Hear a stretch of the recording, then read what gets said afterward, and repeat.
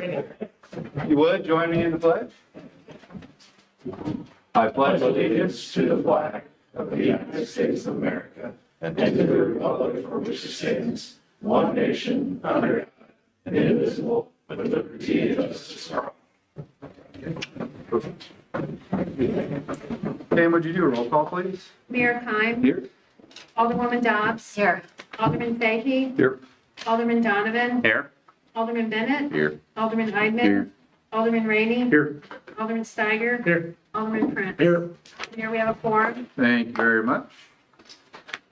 This time we will move for approval of tonight's agenda. Move to approve. Second. We have a motion and a second. All in favor? Aye. Any opposed? No awards tonight, but we do have a personal appearance. However, he's not here. Oh, there we go. If you want to move that, so we can give him a chance to settle in, we can do the city administrator's report and then get Okay. to his. Yep. So we will skip down to city administrator's report real quick and we'll come back to personal appearance. All right, so you have an updated report in front of your seats. Going with the items that I added from what I sent to you in the packet. Item 6, health committee time again. We'll need the 3 aldermen that were on the last time. If you want to continue to serve, you can. If somebody else wants to be on there, we're just waiting for 3 aldermen. So Alderman Donovan has agreed to continue. Alderman Eidman, Alderman Bennett. No, I mean, but we're going to meet in March and April. So yeah, it would be after the election, second, by the time we make a decision. Yeah, I'd rather just have somebody else fill in if that works. So if anybody else wants to serve on that committee, let me know. We're still looking for also a couple of employees that will be joining us. Rachel Davidson, new superintendent for St. Genevieve National Historical Park. She stopped by and met staff on Tuesday. Got to give her a chance to see City Hall, talk to everybody a little bit. So far, so good with the park service, the local park service. So things are okay at this point. And she has just moved to town and has been getting out and around. I've heard a lot of good things from people that have had a chance to see and talk to her. Questions about anything that's on the report? Do we have any time frame of turning over the building to them? Is that still in hold, or where do we stand? So there is it's in the process of it, but they're looking at another building at this point first to close on, and then they would move to the Welcome Center. So once they complete that, then it would move to, focusing on hours. I think they may have needed to do another survey of the property because of past uses. I don't know.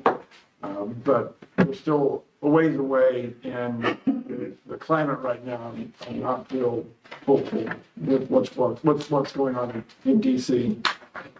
So what is our current obligations there? I mean, what are we paying for with that building? So we maintain it. We do all the electric and gas. However, they have a grant that they have given us, so they pay 50% of the maintenance of the building. Any improvements that we make, they're paying 50% of those. So we sealed the asphalt parking lot this past year. They help pay for that. All of the electric and that. They do the janitorial work, clean it every day. So, I mean, and they've got the majority of the area up front and have given us, another area off to the back side. But Aaron's working on that, trying to improve it to make it a little bit more noticeable when you first walk in the door. So we have a lease with them? We have an agreement. Well, We don't have a lease because it'd be, we would be leasing it to them. We have an agreement that we share that facility. Yeah, I mean, we should have a lease with them for their occupancy of it now. And that's part of the agreement is that they have the right for the occupancy that they have. Yeah. So the agreement, I'd like to see a copy of it, I guess, maybe. Does it go past the lease? I mean, what else is in the agreement besides just Just the cooperative nature of how we're working together, how they're, blending into the community, whatever resources that we need to share back and forth. It was originally drafted to get them here, and then it was just kind of changed when they finally landed here officially.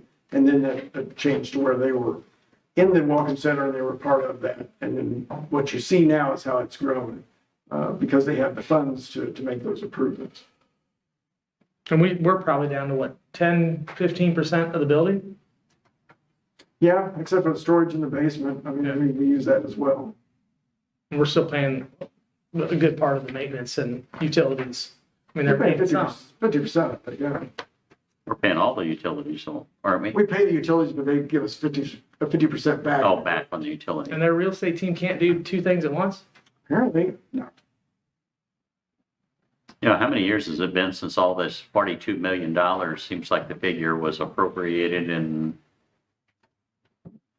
we've seen, So 2020 is when they started up, and I think it was 21 when we first started negotiating with them to transfer the Welcome Center. That's where we are today. But if you look at the property to the east of the levee with the Fish and Wildlife Service, it's the same thing. We've been working on that for 10 years, and we're still waiting for some things to get done on that. So, yeah, I just can't speed it up anymore. Yeah, I know it's not on you. I mean, it's on them, and that's, but we're losing out on quite a bit of lease revenue that we could be getting from another downtown business. That's prime downtown location, and they're just paying half the utilities and some maintenance. I mean, I don't think we were It's a looking pretty to get sweetheart rid deal. of it. We weren't ever looking to get rid of the Welcome Center.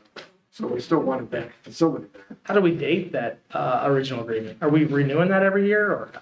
It's probably coming up, probably next year. I think it would be 5-year, do a 5-year agreement, this would be 26. So, I have one other question on number 3. We only received an A stable. I've never heard of A stable for bond ratings and stuff. I've heard of 1A, 2A, 3A. So this would be like a 1A. I don't think, it's usually A, AA, AAA, Right. or AAA plus, AA plus, that kind of. But that's what they gave us, was an A stable. Because if I remember right, when the bond person was here, I thought he felt we would have a substantially better rating than just a 1A. I don't remember what he said. He did. He made it sound like we would be very It highly made it rated. sound like we were Very highly rated. I think we need to have some conversation with him in an open meeting about that and stuff, because he lists the things, low cash reserves, relatively high carrying charges. I think that warrants further discussion. That's not what he expressed to us when he originally told us that, yeah. He didn't Right. write this report, though. Right, It's after our Pardon me? interview. yeah, this Yeah. isn't, he didn't generate this report. Right, Okay. I understand that, but I was led to believe that it would be substantially better than a 1A. What are the limitations in the local economy? Because it's a small city, not a lot of expansion, not a lot of industrial area that you could expand into a commercial area. And there wasn't, the subdivision was about the only thing on the horizon at this point for expansion.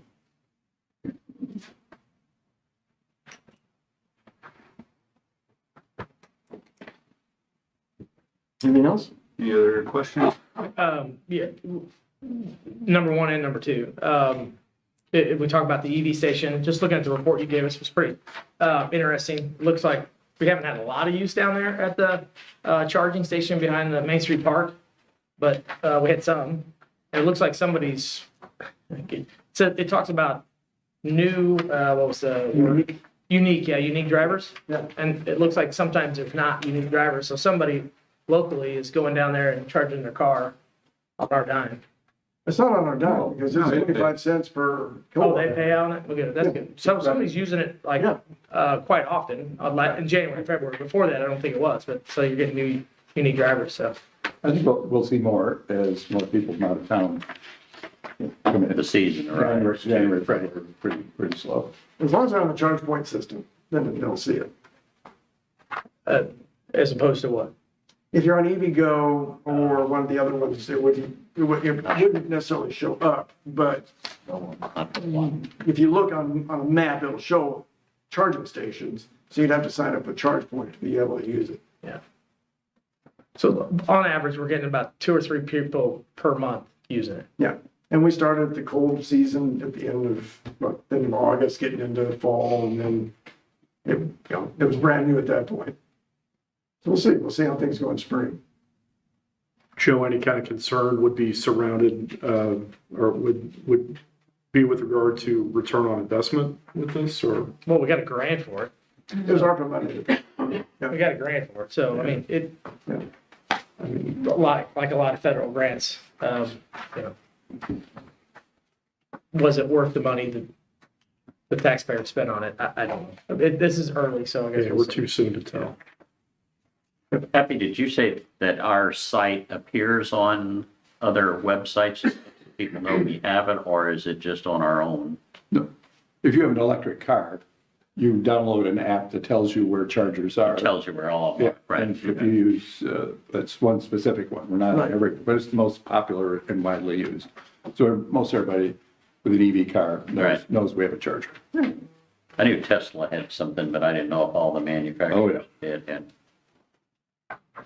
And then the new app that we've got out and the new website, I see we're trying to drive a little bit more virtual, but that's kind of 26 iPhones and 6 Androids have downloaded the new app. About 3 of those are for my family. So, I got one. you know, so I haven't yet. how can we drive more utilization and more downloads and So funny you should ask. okay? In your I hands. see that. This is good. How are we getting this out?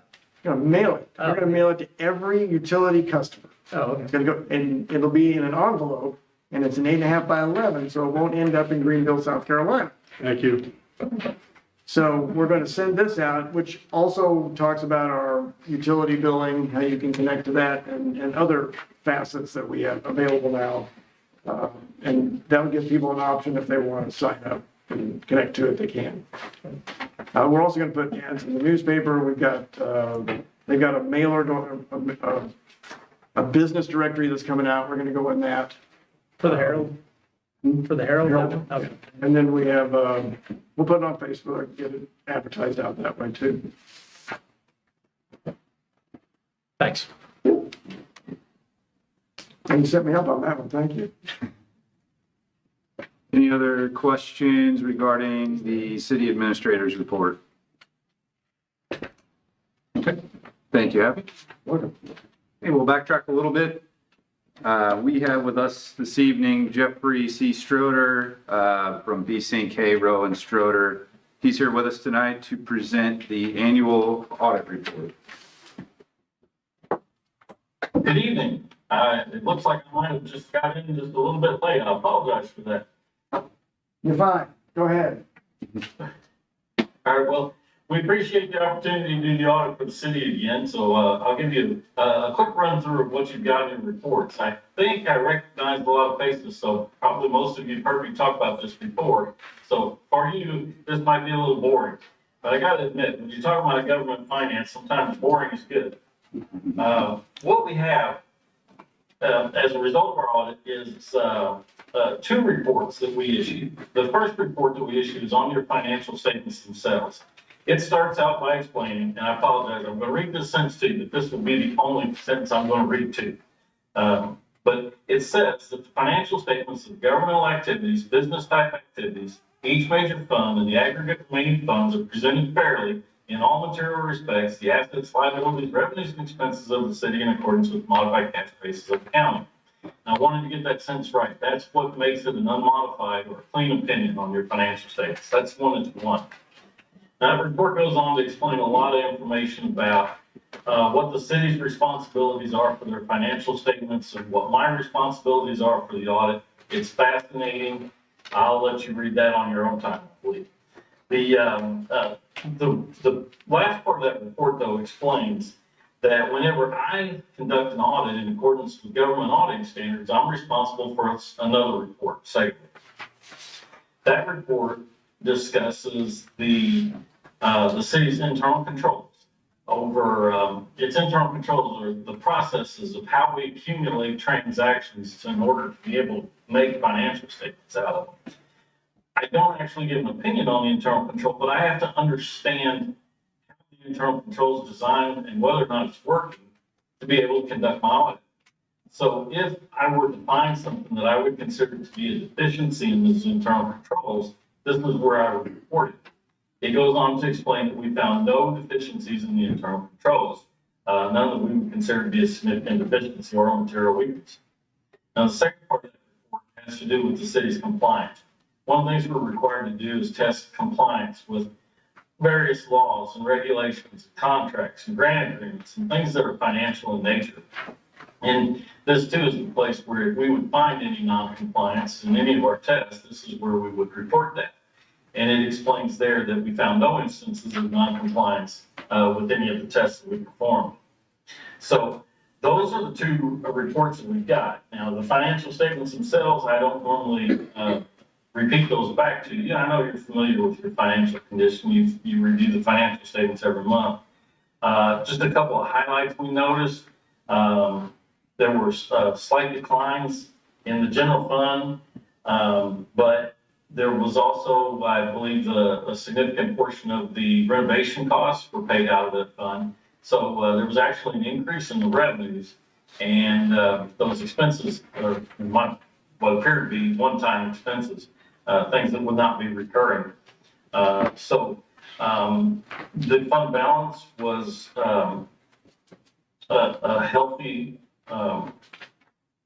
percentage of your annual expenditures, at least in our opinion. We didn't see anything that was for cause for concern.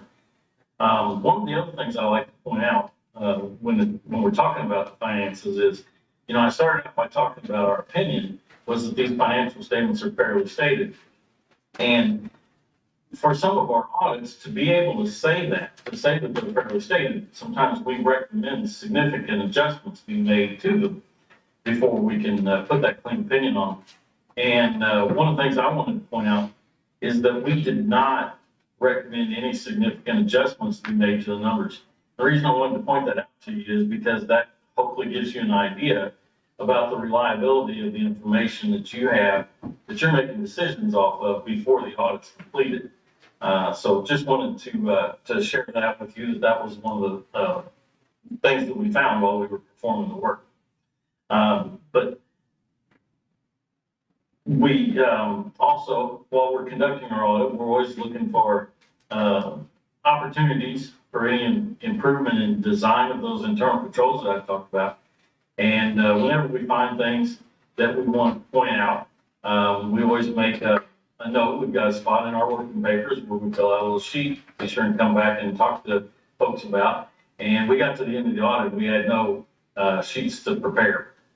So I just wanted to point that out, that that the controls appear to be appropriately designed and operating based on our tests. So that is the nutshell version of what you have in your audit report. So, if anybody has any questions though about what we did or what we found or how we went about it, I'd be glad to try to answer any of those. Okay. No question? Nope. Okay. Repair 9. Well, as usual, everyone that we work with, and to be able to put an audit like this together, we have to bother a lot of people. And I just want to pass along to you, everybody that we work with has always been very professional, very helpful, and it's always a pleasure to work with those folks. And I just wanted to share that was our experience with the people that you put in place to be accountable. And I think we can say the same with you and your group. They were easy to work with, and it was a very smooth operation this year. So we're glad to have a good report. Well, I appreciate hearing that. Thank you. All right, Joe. Thank you. Thank you, Jeff. Thank you all.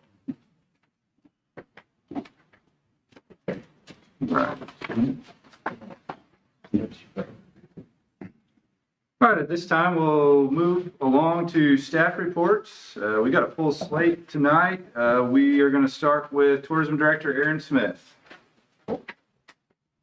Hi, everyone. Kind of skip around. A lot of this was supposed to be for last month or earlier this month. So we'll talk about the rebrand. Luckily, I had to push that brand reveal back a little bit too. So we just did that on Tuesday night. Luckily, Dr. Hoffman, who owns the Herdick House, had rented out the Oris and couldn't use it. So I was like, oh, this will be perfect. I'll be able to do the brand reveal here. You'll see in your package, you have what is our updated logo. Unfortunately, I hope you got a color copy, because if not, it's going to look pretty bland. I wish I wouldn't have put something on the screen, but you'll see the new logo whenever we run the commercial. Yeah, I say it's completed. There's some things in here. The script fonts, we're still kind of tightening some things up, and we will have another editing process after the brand reveal. But I think it was really well received. I invited all of it was open to the public, but I invited you guys. I invited all of our business owners, organization heads, that sort of thing, to, any of our tourism stakeholders to get out and see this thing and to sit through the presentation. Blacktop Sailor came down and they presented their part of it. But really the biggest part is, for me, this is the ground zero for the next 30 years of our tourism development. I didn't even realize how important branding is, and having a new brand, having something that has we worked on a brand mission statement, a slogan, and we got the logo. But it's really amazing to know how galvanizing this can be for the community. And that's why I invited business owners in the county, winery owners, everybody to come take a look at this, because I feel like it should, do just that, galvanize the community. And it really plants our foot in a direction, I think. So the brand slogan is, there's something special here. Really cool story behind that. It actually came out of Bill Nagger's mouth. When the whole group was down here, Bill gave a big impassioned speech and said, that there's something special here. And it stuck. They gave me a bunch of different slogan options, but that was the best one. And I think it works on a couple of different levels, but it lets people know who are coming to visit that there is something special here, and hopefully they'll be looking for that, and as we develop this town as a tourism destination, hopefully it becomes more obvious, but it's good to point people in the right direction. Moving on, we have a commercial to show. So the commercial that I've been working on is complete, and we will run that in just a second. Make it big. I'm ready. The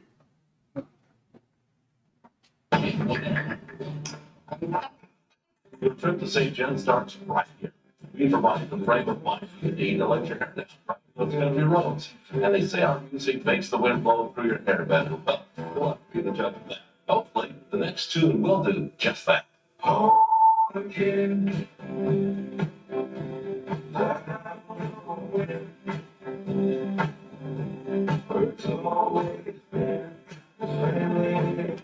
So that's what the new logo looks like against that. That's our 30-second spot. We have a 15-second spot that's going to run on Facebook and Google Display. Looking at boosting the 30-second spot on YouTube. So that'll be coming as well. So I don't know. I think it's very professionally done, kind of elevates what we're doing, and I love the way the brand looks on top of it. Other things, website is also about to launch, as well as the Visit Widget app of the city. I just went through round 2 of revisions for the website.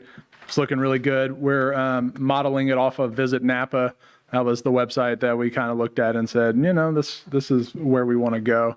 And then the next part will be, building kind of we need some better photographs and things like that, which will come in our next round of MPD. But, once we get that locked in over, basically in a year and a half, we'll have a really great looking website that we can drive traffic to. We'll be doing more commercials that hopefully will get people interested to visit our website. Our Instagram, when I took over, our Instagram was at 886 followers. We're now at 2,040 something followers. So and it's starting to build. I hired a new content coordinator to work on that. So if you haven't looked at our Instagram, it's really looking great. So the Instagram, the commercials that we're doing, it's going to drive that traffic to the website. That kind of starts the visitor experience, and then get people here, and then they'll see more branding when we start putting stuff up on billboards and things like that. So I'm really pleased with the sort of infrastructure we've been able to build. So yeah, any questions? Aaron, I noticed on the one page here, where you've got there's something special here and stuff. For us senior citizens, that font is a little, Yeah, that's one of the main things we've changed Right. since then. That was a placeholder font. So again, this report's from even a couple of weeks ago, and I was just so eager to get this stuff viewed and everything. But yeah, we've changed that since then. It's still a script font, but it's going to be a lot more legible. Right. So yeah, I like it, and the color change and stuff. I think it's pretty attractive. yeah, thank you. Good job. All right, thank you guys. Thank you, Aaron. Next up tonight, we'll have community development with David Boba. Good evening. You've got the report there under the Heritage Commission. We did not meet this month either, so as Aaron alluded to, this is a slightly dated report. So next meeting will be March 17th. Heritage Commission, we just talked in the January meeting about working on some public awareness and public outreach. So whether that's establishing social media or developing a list of endangered buildings, local grant programs. So you may hear more of that in the coming year. Under building code, there's a demolition permit pending out there. I usually let you all know when that happens. It's at 702 Center, but it is pending. So that's a house that caught fire about a month ago. But we are waiting on Spire to clear that. Tonight, you'll be looking at adopting 2021 building code. So we began that review about a year ago, examined the 2021 books, spoke with some builders. Gene went over it in pretty good detail, and so it's on your agenda tonight. Under the comprehensive plan, the comp plan committee met on January 16th, and then we also have kind of a side annexation group who's meeting. The major themes of that meeting, of the comp plan meeting, were annexation plans, housing, and economic development. So we've kind of pushed forward with talking more about that annexation plan. We've worked on one. We've researched on MML, reached out to other communities that take the comp plan and turn it into, not turn it into, but as a branch of that, an annexation plan. And hopefully a plan will be on your agenda in the coming weeks or month. Next tentative meeting would be, it says April, but if we get the plan on your agenda, it may be March. Planning and zoning, again, that date, we will not have a meeting next week. There's nothing for the agenda, so the next meeting is April 3rd. On the back page there, again, a little bit outdated information. The river stage is down a little bit. I think tonight at your place setting, there was a survey for the ferry. I think it was also in Happy's report, but you want to go ahead and take that. There's some information that the Port Authority is seeking and wanting some feedback there. I did want to point out, so I told you all a few months ago, we started an internship. That young man has been through about 5 or 6 offices and talked with some elected officials. So he's about halfway through the semester. I think he's really enjoying it. And I wanted to point out that this that is sitting at your place tonight is his creation. So we gave him the information. He put this together. So if you get a chance to stop by, and he's here from 8 to 9:15 each morning. He'll be with Aaron next week and Chief Halleck the week after that. But What's his name? I don't know that, I didn't ask him if I could share his name. But I will privately tell you, how's that? But he's a good student, and he's very interested in local government, asks some very good questions, and very much appreciates the city cooperating with the internship program. That's all I got, unless you have any questions. Dave, are you sticking around for that building code adoption? Yeah, oh yeah. And then, I mean, if you have questions, you can certainly ask. well, I'll wait for that. Okay, And then, did you go to the Port Authority meeting last night? I did. I don't know if anybody would, could you maybe address what you heard last night? Sure. So the Port Authority operates the ferry, and that's really the main reason I was there, because Rotary is talking about, they have $25,000 committed, plus a commitment for probably another $25,000 to $50,000 worth of in-kind work and money to improve the ferry landing. And there's some concern that the ferry may no longer be there because the $88,000 that the state, Missouri, gives to them is in jeopardy. The state of Illinois gives no funding to the ferry. They have at least 2 months worth of funding left. I encourage you to take the survey. They have 1,283 responses. It is not done yet, but that's an amazing amount of responses. I don't know that the RPC wants me to share the responses. They did go over them. It is, when we get them, I'll share them with you, but I'll just give you a few pieces.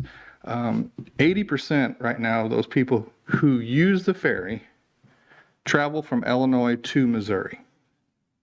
And 80% of that 80% do so for tourism and recreation. So I thought that was pretty telling. I did not expect that result.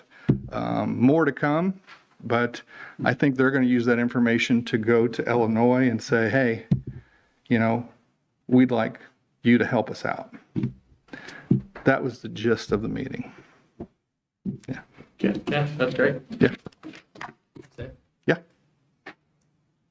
Any other questions?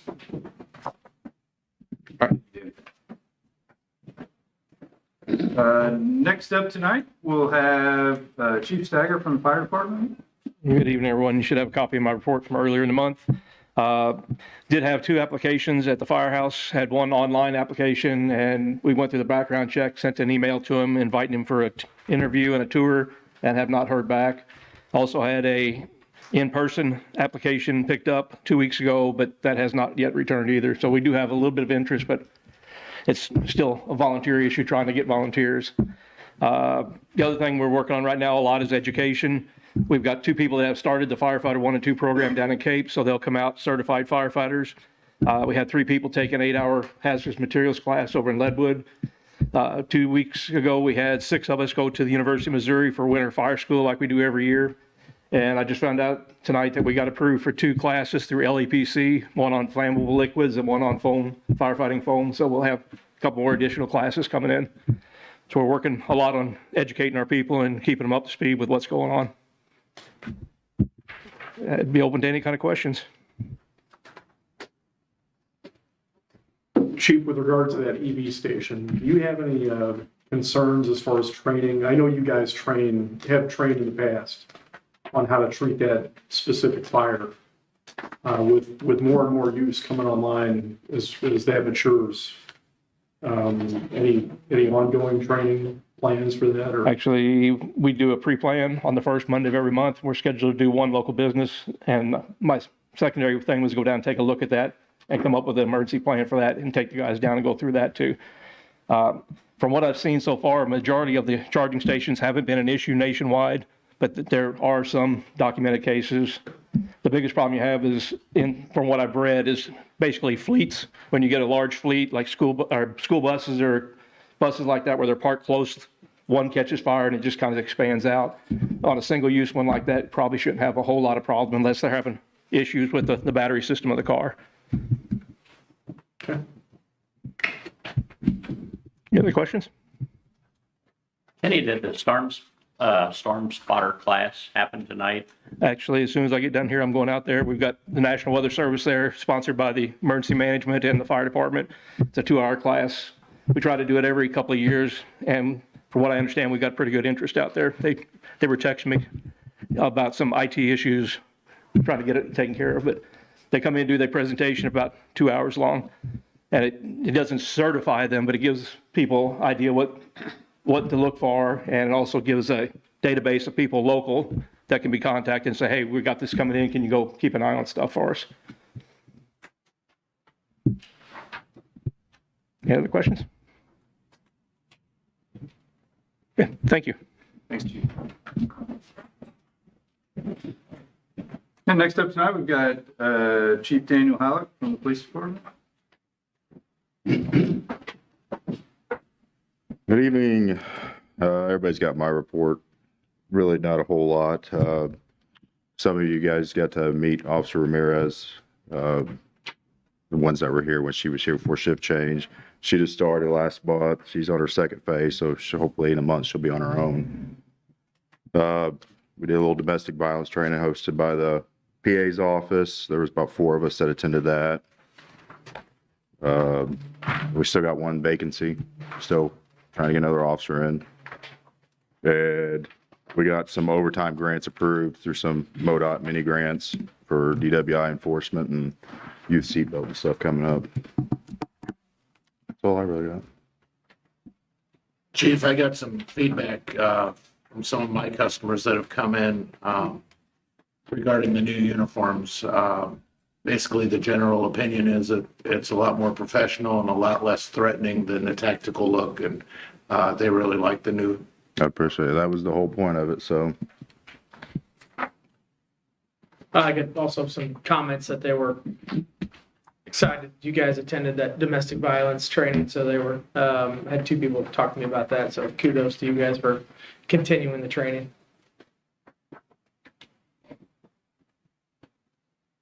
Any other questions, comments for Chief Halleck?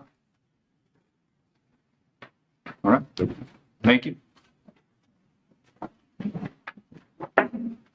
Last up tonight, Corey. Good evening. You guys got a report in front of you, but a few other things I'll touch base on is we got cold patch we're going to pick up this week for potholes in town. They're everywhere, but they weren't making it this week. Tuesday, they're supposed to be having to go, so we're going to send a dump truck over to get that. We'll be out next week. Patching potholes. The paint for the fire hydrants that's ordered should be here middle of next week. We start getting on those and getting all the information to Chief Steiger. Park playground equipment, they will be delivered Tuesday. So that would all be here. Supposed to meet with the guy that's building it on Monday, I do believe, and get the game plan so we can get our the site prep work done on our end. Craftco, the crack filling machine, we're finally getting our demo next week. It's been scheduled 3 or 4 different times with the weather and scheduling conflicts with Dave from Craftco. But next week it will finally be done, and that'll be out and about on the streets working, and also street sweepers out and going. And after all the repairs that we've done, it seems to be doing all right. Streets are messy. I mean, so it'll take a couple weeks to get them kind of up to par. But yeah, it has been out all week. Anybody got any questions? Corey, I know, and maybe this will involve Happy too and stuff, you know, our water department funds were pretty well depleted this year, that we didn't get to do any major projects and stuff. And I know part of that was due to the vac truck, I guess. That was a pretty big expense and stuff, but anything else major that you see coming up equipment wise that? In the report I got, there's some valves that we're going to be working on. So we have 4 filters in the water treatment plant, and on those 4 filters, each of them have 4 valves. And we thought they were kind of to the point of being done, but after going up there doing some work on one, they got solenoids that move them valves, and we were able to replace a couple. And the filters, that's our backwash. And once the filter get dirty, if you can't backwash, then you're not, doing anything with the water. But we got a price. It should be in any time, but it looks like about $3,200 to $3,600 per filter is what we can rebuild them for versus $100,000 plus. The filters are the valves themselves are about $20,000 to $22,000, and that's no installation.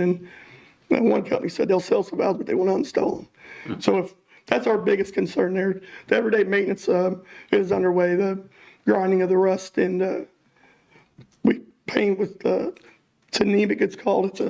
It's a compound-based paint, but besides that, I mean, it's just nothing really that's out of the ordinary, and just general maintenance is. So do we see that fund improving this year, or? Unless we approve the rate increase. I don't think there's any way for what the revenues are as compared to the expenses that we can keep up with what our expenses are. Because we also have water tower maintenance to do this year, and the water wells will have to be cleaned. We always do 2 of those every year. That's about $15,000. So there's still some major expenses, but other than that, we're not doing anything else. Right. But those filters and stuff, those are routinely have to be serviced and stuff? Yeah, well, we backwash them 1 to 2 times a week, every 80 to 100 hours. And then, but the filter media, it's about every 10 years. So it's nothing that's an ongoing maintenance expense. And I'm not, downgrading that back truck because I did get to see it work down there. And it's a labor saver and liability saver. Yeah, that's a huge one there.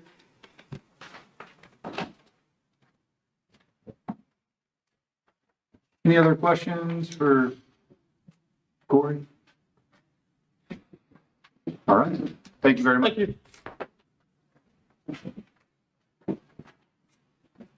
At this time, we'll move to public comment.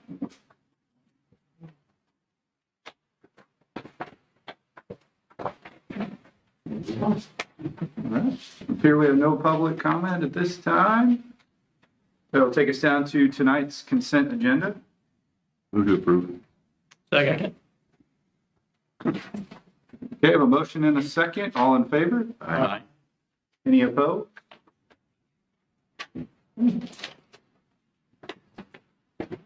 Move on to some old business. We do have a second reading of bill number 4658. This is an ordinance to authorize the city administrator to enter into an agreement to accept a donation of real estate from St. Genevieve Day of Celebration, a nonprofit corporation. Motion to approve. Second. Okay, I have a motion and a second. Pam, would you do a roll call, please? Alderman Steiger, Yes. Alderman Prince, Yes. Alderman Rainey. Yes. Alderman Eidman. Yes. Alderman Bennett, Yes. Alderman Donovan, Yes. Alderman Fahy, Yes. Alderwoman Dobbs. Yes. 8 yes, 0 no's. Bill number 4658 now becomes ordinance 4580. Thank you very much. Move on to some new business. We have a first reading of bill number 4659. This is an ordinance authorizing the mayor to execute a proposal for professional services with Cochran Engineering for a facility plan for the wastewater collection system. Move to approve.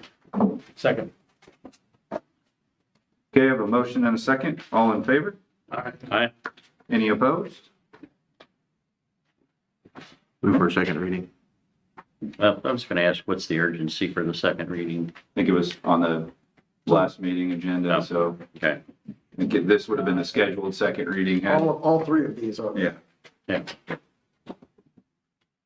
Motion to approve. Yeah, I think I have a motion, right? Motion for a second. Motion for a second. And I have a second for a second reading.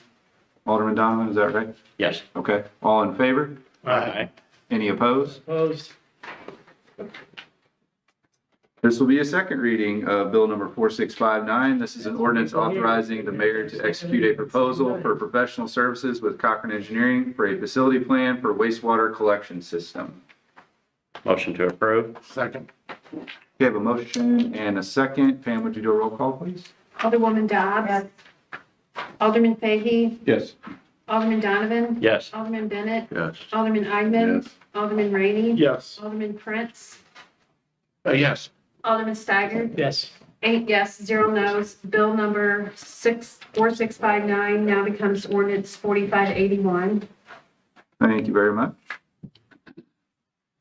This will be a first reading of bill number 4660. This is an ordinance amending chapter 500 Buildings and Building Regulations, Article 2 Building Code, Section 500.110 codes, and Section 500.360 building permit fees in its entirety. Move to approve. I'll second that. Okay, I have a motion and a second. All in favor? Aye. Any opposed?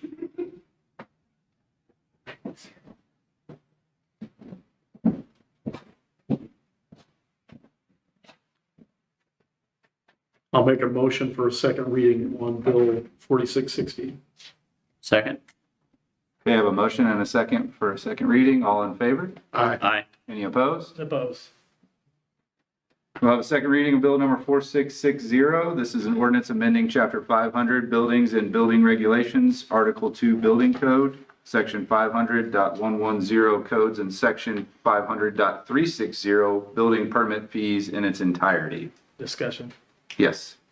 Dave, can you just explain, I don't quite understand the new permitting charge with the square footage and the, So all the way at the very back of it. yeah, our permit fees are almost 20 years old and really haven't caught up with either kind of how they're calculated now typically and the cost of the department to issue the permits. So I apologize that I don't have it in front of me, but the ICC, so the International Code Compliance, has a report they issue every 3 or 4 months, I believe, that calculates the price per square footage on average across the country to build a specific type building. So whether that is a class 1, 2, 3, 4, or 5 building, so it's stick built, it's masonry, and what it's used for. So it's industrial, it's residential, it's commercial. So we would take that square footage, and then I did some math. We would multiply that times that number times the square footage of the building that's being built. And then what we did is we took the cost that it takes to operate the building portion of community development, divided out by the entire city budget, and multiply that number times that factor, and it would kind of help us recoup what we spend to issue a permit and inspect a building. Gotcha. So did I read in there it was 0.5%? Or what are you using for your multiplier for permit fee? The modification was 0.024. Oh, okay. So that makes a little more sense. It's a small percentage. And I was just trying to think what it's going to cost for a 2,000 square foot home. It's probably going to cost, I hate to guess the Well, I'll tell you exactly. So 2,000 times $200 for a. No, it's more like 167 Okay. for a I don't residential. know any contractor that, but okay, I'm sure. Again, it's across the country. Yeah, times 0.024. Yeah, that's $8,000. No. 0.0024. Okay, well, that's not what I said. So yeah. Well, So a 2,000 square foot home would be about a $700 or $800 permit. for 2,000 square foot, it's going to be $800. We're doing how much now? $50 for a building permit? Hold on a second.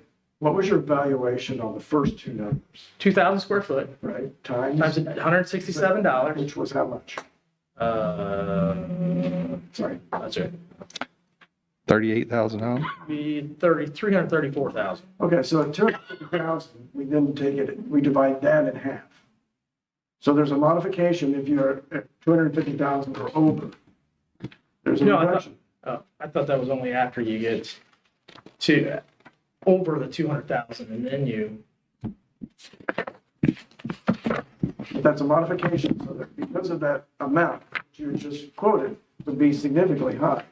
So there is a break. It's either 200 or 250,000. I think it's 250. 250,000. 250,000, and we then take that amount and divide half of what you're multiplying by. Okay. So you probably, That would probably bring it down to 600. right, We'll divide that by 2, by half.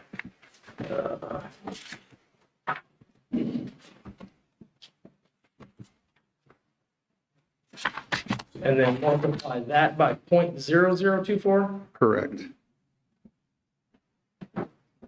So it's a $400. So we're going from, what's our current building, new construction build permit, you know, roughly? 350. Does that sound right, Dave? Yes. Yeah, he'd know more about it. Current. Yeah. But if you're under that number, that 250,000, Then it would be the full amount. then it's probably, you did a 1,500 square foot house times $167. Ooh. Okay, so it'd be a little less than 1,500. So we do 1,450 square feet, times 167. Point zero. No, I don't. Do we It's 500, well, I'm sorry, it's $584. If you're gonna build a 1,400 square foot home, it's gonna be $580. Was $350.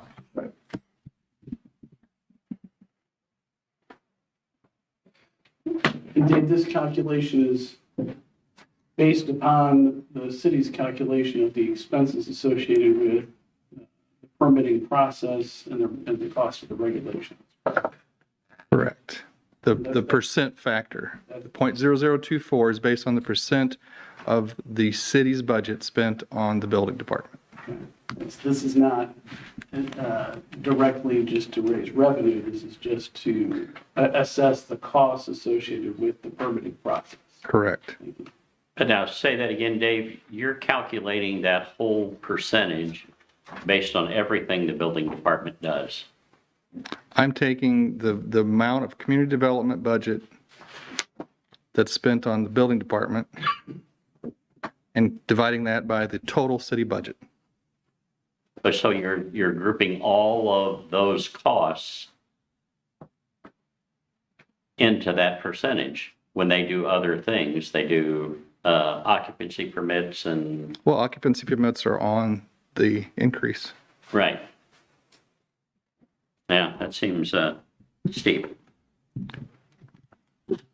So from a legal perspective, the reason why I ask that is because if you're trying to increase the fees for the purpose of generating revenue, that's a tax. It has to go. This calculation tied into the actual costs of the permitting process. Yeah, that's why we went with what the ICC has adopted, so we can refer to that.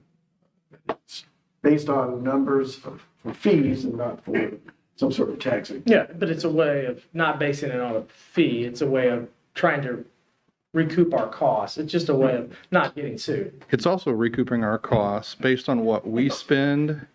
So, I mean, it's true to what we spend, and it factors in the average cost to build that type of building. Because if some of our applications ask for the value of the building, a lot of builders don't give that. And some, it's a questionable number. So this allows us to keep a standard there.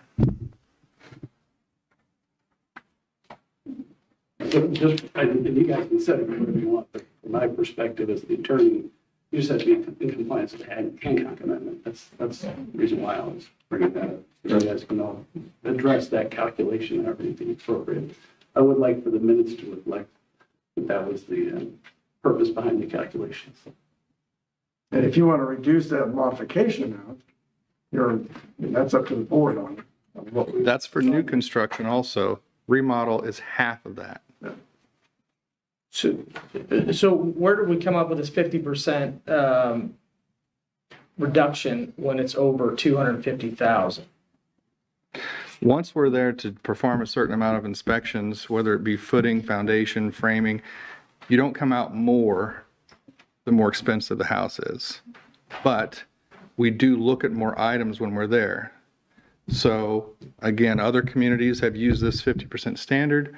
I agree with it. We don't, just because you're building $1 million home versus a $300,000 home, we're not there 3 times as much. Once you reach about 250, that's, in my book, in my estimation, an average of how many times we'd have to go out to perform an inspection.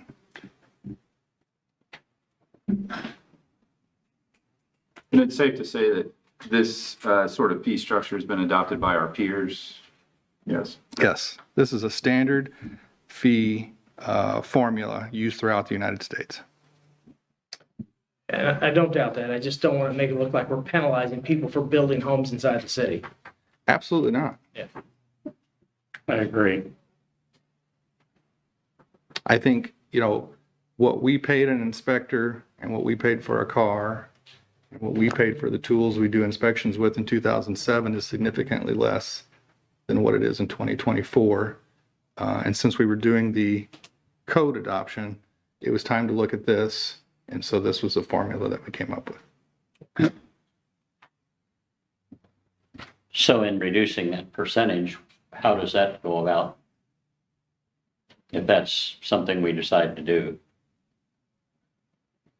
You'd have to amend the ordinance to move this forward to pass. You'd have to lower that modification amount. How would you measure that, Bob? What would the criterion be?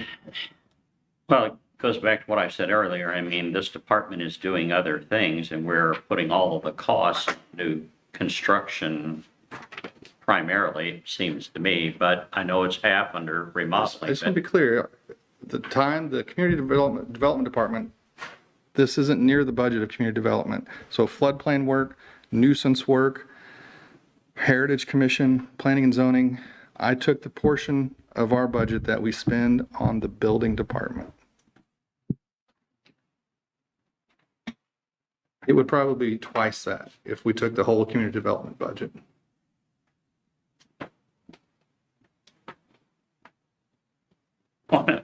Another subject, this, under table 404.1.2, this concrete foundation wall thing, this seems completely different.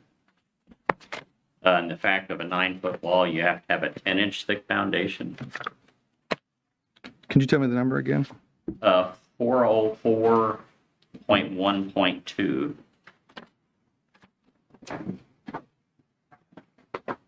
Concrete foundation walls. Mm-hmm.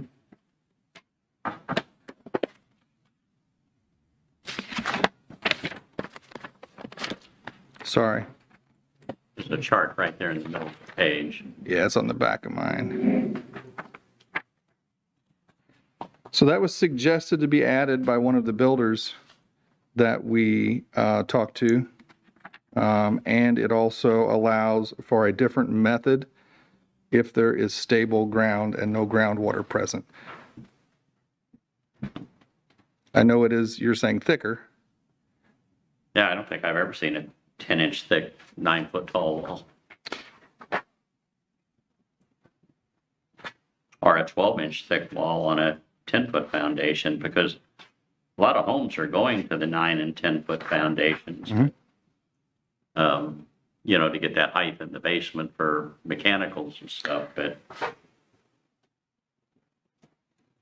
Much of what I remember on that, it depended on the amount of built. Yeah, this is a table for unstable soil or groundwater conditions. Right? Or no, where they do not exist. Correct. This would be more of a stable. Stable. so there's another chart. No, There's a chart in the code book. These are amendments to the code book. Right.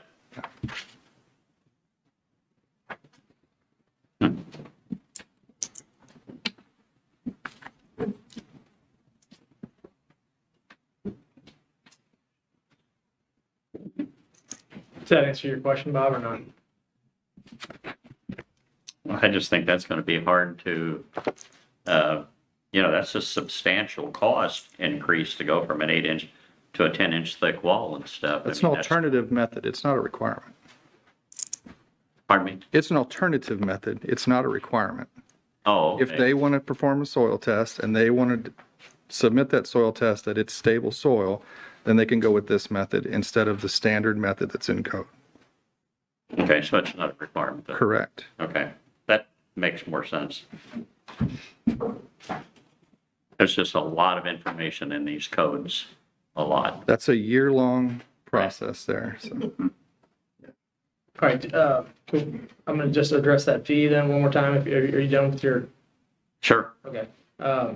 So if you build a 1,400 square foot home, it's gonna be about $560 for the new fees for a new home construction. If you build a 2,000 square foot home, 600 more square feet, it's actually $400.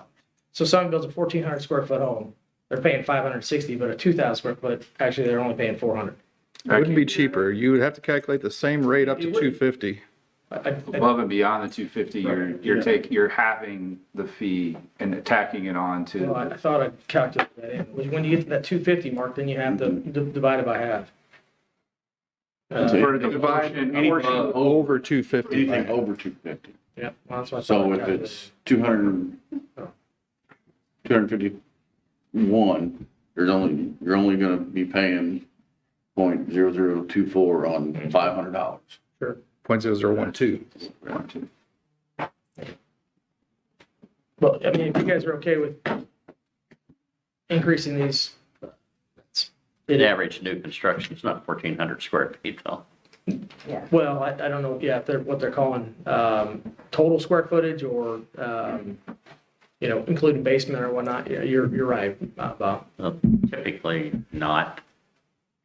When you consider the square footage of a home, you're not considering unfinished basement. Correct. There would be there's a portion in there for basement, Right. but no, this would be finished heated space. Okay. No more questions, Mayor. Okay. We are through a first reading. That's where we left off. Right. You had a motion and a second. We did have a motion and a second for For a a second. second. Okay, so we did have a motion and a second for a second reading. Okay. We'll return to that. All in favor of a second reading? Any opposed? Yeah, he opposed. Okay, we did. We already. We're into debate on the second reading. We're in debate on the second reading? Okay, yeah, that's right. I read that mouthful I twice. already whined about Okay. the second reading, so we're. Okay, fair enough. Got past that. Okay, yeah. Okay, And no more questions about the second reading. so we have a motion and a second for approval, or we are done with? Nobody made a Okay. motion a second. So that's where it stands. We read it twice. Yeah, okay. So do you We- have the motion and the second? We've read it twice. We haven't read, that's where we're at. And we have a motion to approve. Okay, so I have a motion to approve Second. and a second. Pam, would you do the roll call, please? Alderwoman Dobbs. Alderman Fahy. Yes. Alderman Donovan. No. Alderman Bennett. Yes. Alderman Eidman. Yes. Alderman Rainey. Yes. Alderman Prince. Yes. Alderman Steiger. Yes. 7 yes, 1 no. Bill number 4660 now becomes ordinance 4582. Thank you very much. And that'll move us along to a first reading of bill number 4661. This is an ordinance of the city of St. Genevieve, Missouri, creating a no parking during certain times restriction on the west side of Virginia Street between Maple and Ridgeway. I'm going to make a motion that we table this due to some circumstances with some of the residents up there. Move this back to a later meeting. I'll second that. So I have a motion to table bill number 4661. I have a second. All in favor? Aye. Any opposed? Okay. Any other business to discuss at this time? Okay. With that, we will adjourn and move to work session.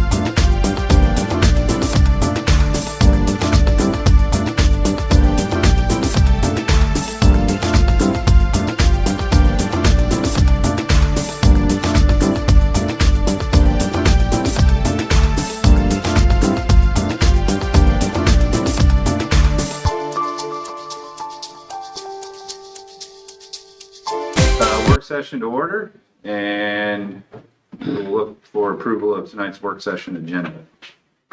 With one minor change, agenda item number 2, we will have no discussion on that topic. There's nothing to present tonight. So motion to approve, but strike number 2? More or less, yes. Okay, I'll do that. Second. Okay. Motion and a second, all in favor? Aye. Any opposed? Okay. So first item on tonight's agenda is regarding the city's 14 acres on Progress Parkway.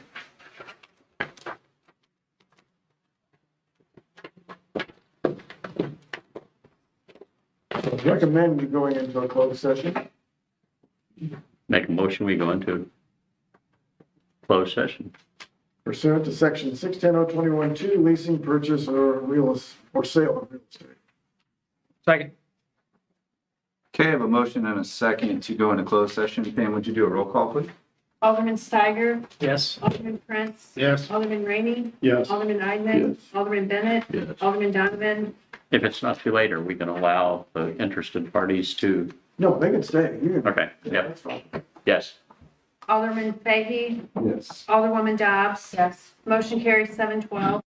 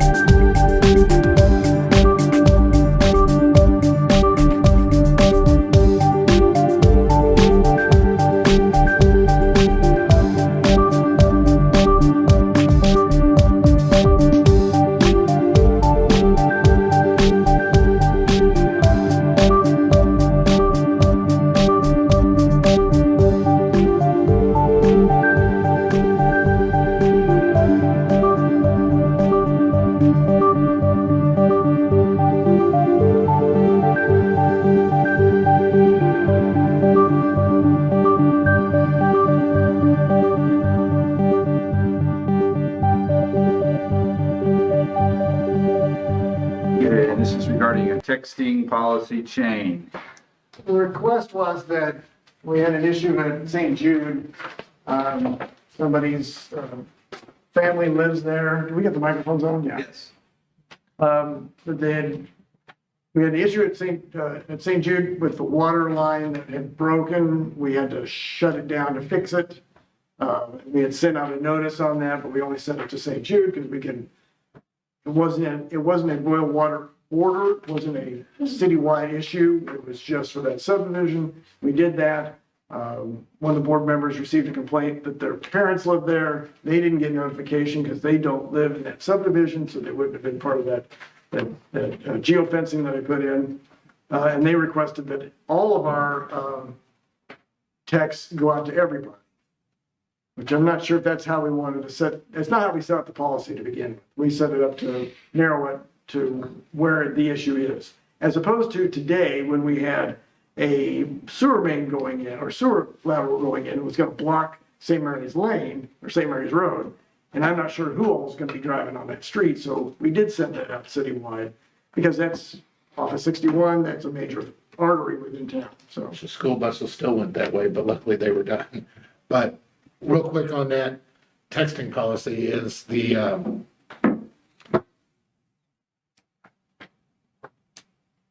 person, so you set it up to just send to St. Jude, and this person lived up, I think, up around Ridgeway. They were caregivers for residents of St. Jude.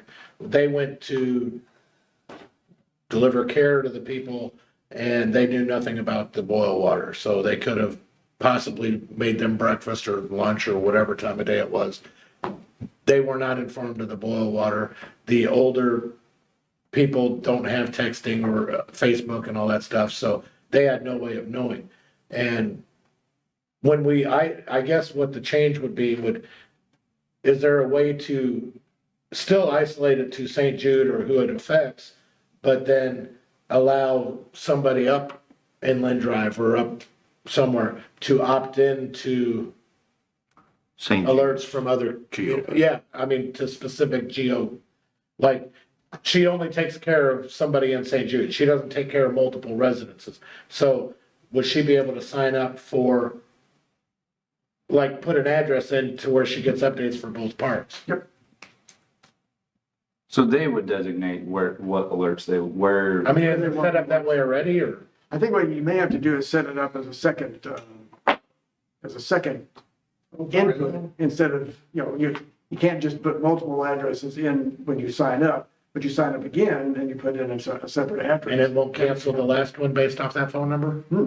Okay. I mean, it would just be, you would get that if it was in that neighborhood. You may get 2 texts. You have the option to put your work address in, so. Yeah, there you go. Yeah. Yeah. So there are options with the system. Okay. We just didn't want to start putting texts out everywhere and get where people are ignoring it. I get a phone call too. I wonder what I signed. You got the VIP package. What's that? That's the You VIP. got the life Well, of Genevieve package. doesn't do the phone calls, does it? Yes. Oh, okay, I thought it was just the 911. You've been getting center did that. No, it's A call and a phone text. text. Yeah, I think you should be getting a bill for that. We'll It's see. because of your age, Bob. I guess. All right, Joe. Okay, so for us, do you need any kind of, It sounds like, I think it can be explained. It's like, here, this is how you can do it. Right. If you have somebody in that neighborhood, sign up for it this way. Sign up for, put another address in or sign up for them and have it sent to you. Cool. okay, We still need to push this out harder. That new flyer you got, student did and stuff like, we need to It's a get good more flyer. people on the text or on the app and on the new website. So So I will say, the last time we had texting, we only had 100 people That's what I'm that saying. signed up. that's what I'm saying. We need to get the word out there. So that flyer will be a big help and there should be 500-800 people on this, If there's not, what do we do? We go door to door, take their phone, subscribe to the app. We'll set up Right. a roadblock and we'll force them into, yeah. Have a police officer and have to go door to door and just. good police outreach. All right, we will move on to work session agenda item number 4. This is a preview of the water sewer rate analysis. Just to kind of give you an idea what those numbers are, and there's a couple of assumptions that were put into play by Carl Brown, who did the analysis. Seemed like we did. So, and it's based on gallons, price per gallon, or price per 1,000 gallons. So, current rates for the water, the minimum charge, and that's to maintain the system, minimum charge is $7.53. So it's just a flat fee, same thing like with electric, you have a flat fee. If you go with Model 1, you jump up to $20.64. If you go with Model 2, it goes up to $15.05 just for the base amount. Per 1,000 gallons, it would go up to $8.82 in Model 1, but Model 1 would be $8.82. Model 2 is $7.87. Model 1 is making an assumption that all of our money that we spend comes out of reserves, does not come out of, we don't get any loans. Assumption number 2, model number 2, is that we use 50% of expenditures that come from loans. So we're going out for SRF loans or something to do these improvements, plus the subdivision that goes in. And I think we're pretty sure the subdivision is gonna go in. So Model 2 is probably more in line with what you're thinking is, what we think is going to happen. So then you move down to the industrial category, which is Mississippi Lime. You can see what the minimum charge is, same as residential, and per 1,000 gallons, same as residential, but it is above what it is currently. And then if you're outside city limits, the charge is 50% more because you're not inside city limits. Is that for residents or is that for commercial? Yes. Anybody that's outside city limits. So, because Mississippi Lime is outside city limits. And commercial. But they're also industrial. Right, so we have a separate industrial fee. That's what you see there. If you want to change that to outside city limits industrial fee, then we could increase it. Didn't we just raise these rates like a couple months ago? 2%. Yes. And that's not gonna satisfy what we need for revenues. So if we adopted Model 2, a business like Mississippi Lime would be the 1505 and the 787, they would not be the 2257 and 1181? Because they're under a different category as opposed to, which the outside city limits is residential commercial. I'm sorry, say that again, Happy? So we have, with the industrial rate, which is already lower than what the current residential rate is for those in the city, we've increased it to be the same as the residential. But it is not raised, so the outside city limits would be for residences or commercials that are outside our city limits. We hadn't changed industrial to the outside city limit, and I think we should have an outside city limits industrial. Yeah, absolutely. then what we would do is strike the industrial and pull it off of our. Is that the only company that gets industrial rates now? Yeah. They're the only one? The only one, yeah. Yeah. Yeah. I would tend to agree too. Triple. So. P business, city industrial.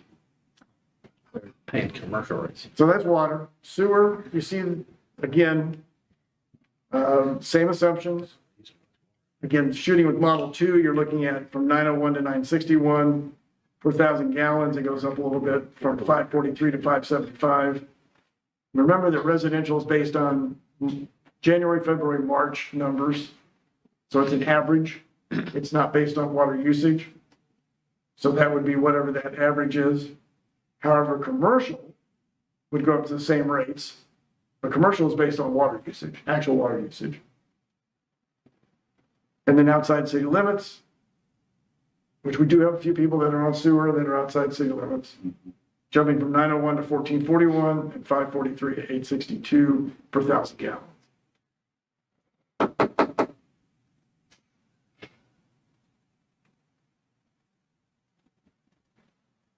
What do you need from us tonight?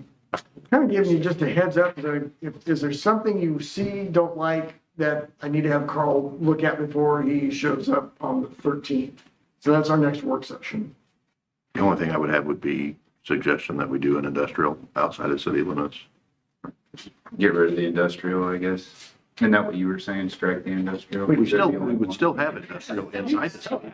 I'd leave it Just make in. them outside. I would leave it. I would just add an industrial What outside are the we, city. what are we counting, what are we using a definition between commercial and industrial? How are we going, because I'm sure anyone that's gonna build a business or remodel and operate a business, what's the definition between commercial and industrial? The definition, the way it's listed in the ordinances, is that it was a company that you worked with, that you traded off with lime, Yeah, that's right. provide lime service. That's it. That's how it was worded. So that's the only one that we actually, the only company we buy lime from. And it's a high user, high amount of water user. But they're charging us a premium on that lime too. They're not giving us a discount. Right. So I mean, the,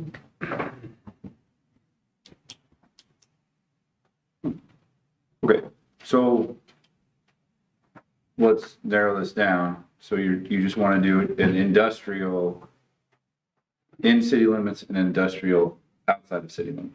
Just add that category. Okay, Or we just make them an outside city limits. yeah. That's, But if they want it cheaper, then they can annex in.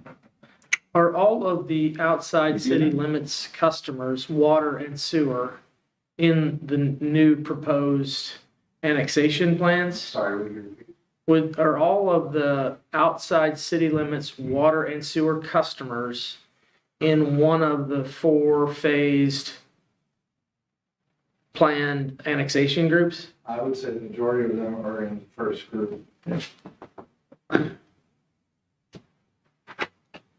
Another incentive. That's why it would be an incentive to Lemkill too. So it just for FYI, I mean, the comprehensive plan group and the annexation group are talking about the different phases that we're going to be bringing to you at the board fairly soon. And one of the benefits, of course, will be paying city rates as opposed to non-city rates, outside city limit rates. okay, so you got enough to take back to Carl, I guess? I think so. Okay. Yeah. Any other discussion there? You good? Not easy. Okay, we will move down to work session agenda item 5, and this is a handicap parking spot at a post office. The request is to move, where you see that blue line up by the handicap sign, which you can't see because I cut it off. You see the blue line? Yeah. Okay, so, there's probably a darker gray. Yeah, a little dark gray line there. That's the handicap parking zone for the post office. The request is that we move it back to where the handicap ramp is, or add another handicap space. No.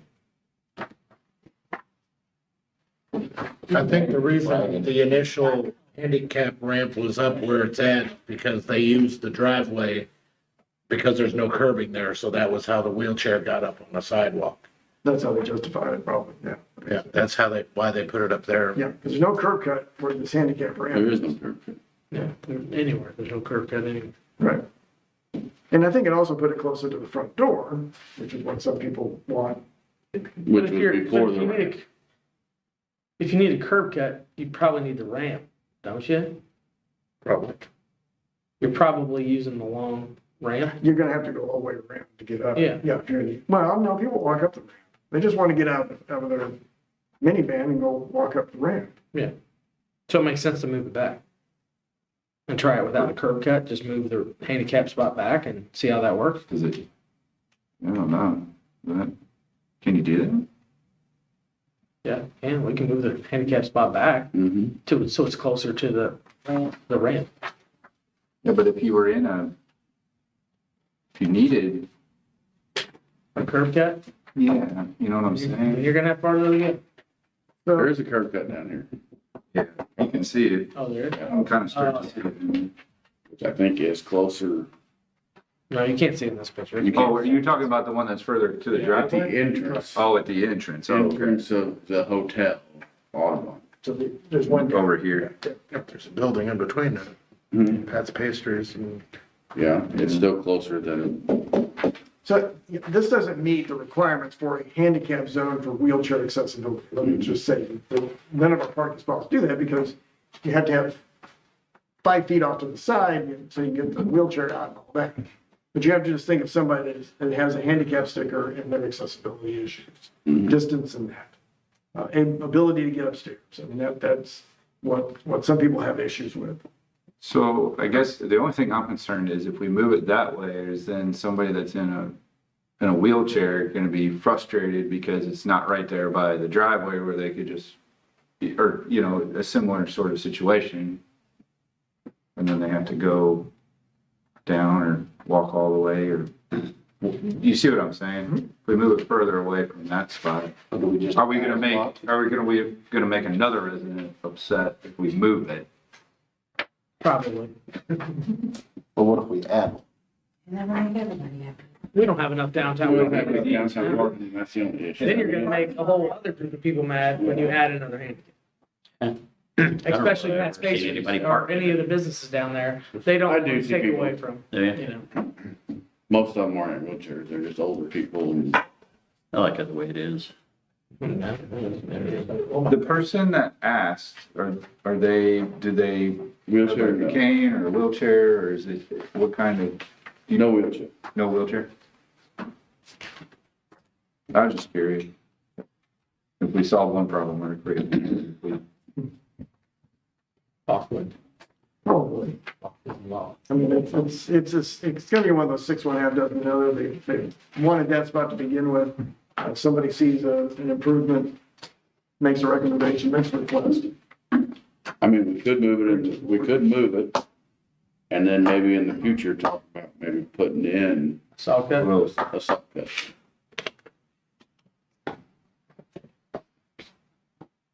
Abby, do you have a recommendation? My recommendation is to leave it as is. That would be my recommendation. Mine too.